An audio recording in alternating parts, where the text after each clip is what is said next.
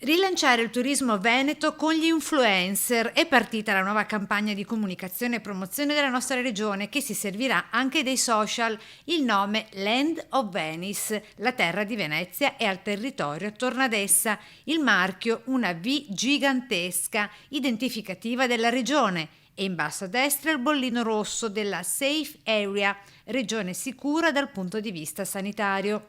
Qua parliamo di 2 milioni e 300 mila euro messi a disposizione per la comunicazione, cioè quindi non abbiamo mai avuto tutti questi soldi solo per la comunicazione.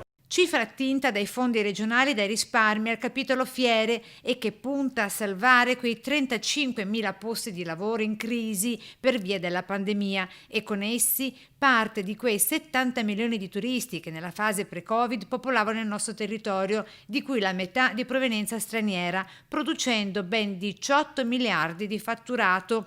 Turisti, specie inglesi e francesi, che sbarcavano direttamente a Treviso, allo scalo Canova, puntando su uno degli 8 siti UNESCO del territorio, le colline del Prosecco. Con Save, quindi Marchi, siamo in costante collegamento sia noi che il sindaco di Treviso.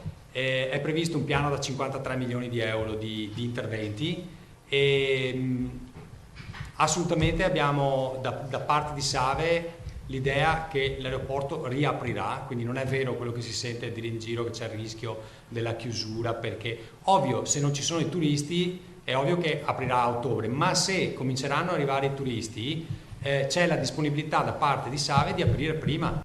La promozione si impronterà su 5 percorsi: arte e cultura, enogastronomia, summer friends, relax and achieve, e sulla scia dell'illustre Cammino di Santiago anche i percorsi a piedi dei cammini del Veneto, con una grande novità ancora in work in progress. Abbiamo il percorso di Sant'Antonio, da Padova fino alla Sicilia.